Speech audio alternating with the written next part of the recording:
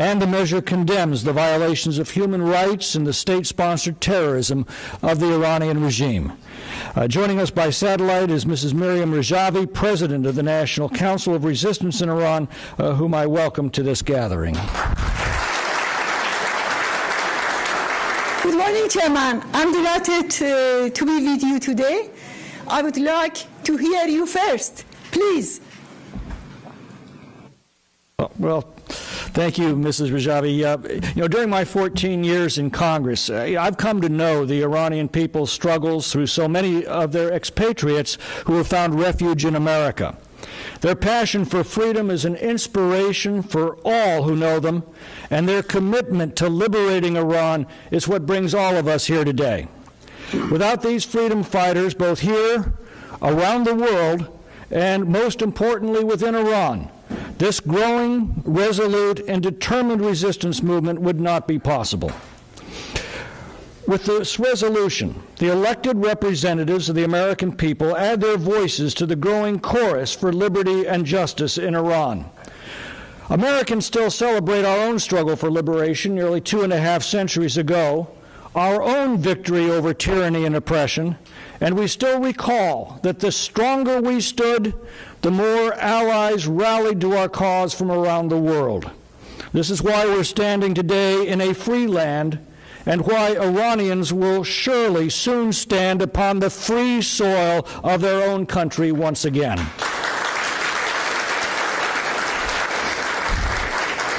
There are more original co-sponsors on this resolution than we saw when a similar measure was introduced 2 years ago, showing the growing support of the American people for your cause. Our parties are divided on many issues, but not on this one. On this issue, we stand united with you. House Resolution 100 catalogs the long list of outrages, crimes, and injustices inflicted by Iran's dictatorship upon the Iranian people at home, and as well as their nuclear and terrorist threats to the peaceful global community abroad. Today, we see the women of Iran taking the lead against this Islamic fascist regime. We all know the story of Mahsa Amini, beaten to death by Iran's morality police. They too have had enough of being treated like property. They will take no more, nor will their sons and daughters. Mahsa was not the first martyr for Iranian liberation. We remember the 1988 massacre of over 30,000 political prisoners, and so many others who have fallen to the death committees of this regime for merely defending their own liberty and dignity. The guilt for these atrocities extends to the highest levels of this regime, and the guilty who cower behind their Islamic guard must and will be brought to justice. It is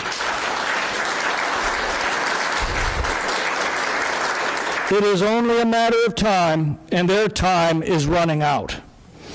With this resolution, Congress is expressing the plain truth of the matter.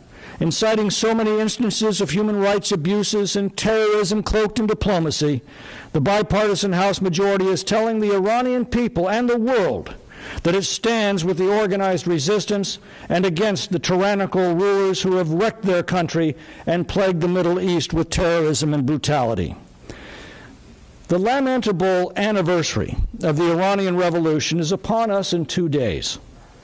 Let this be the last anniversary of this corrupt, backward, and illegitimate regime. Let the next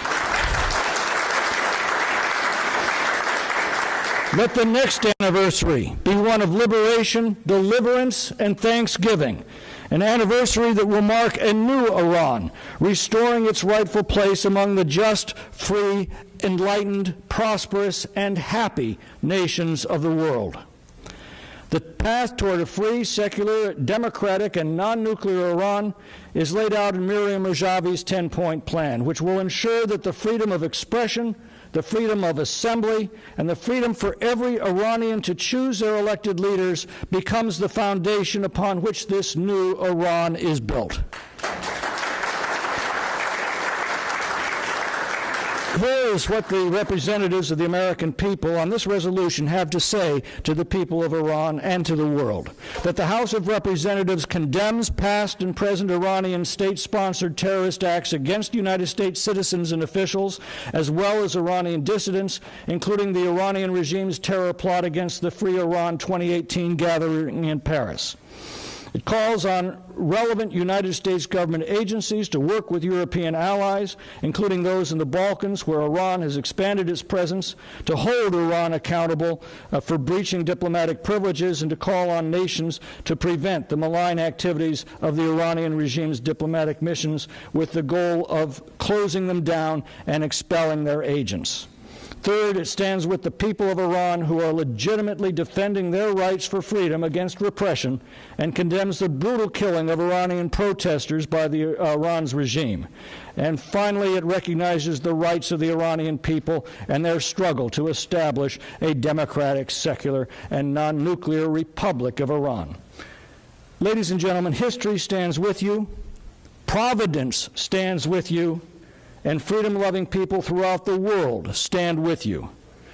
This is your moment. This is your time.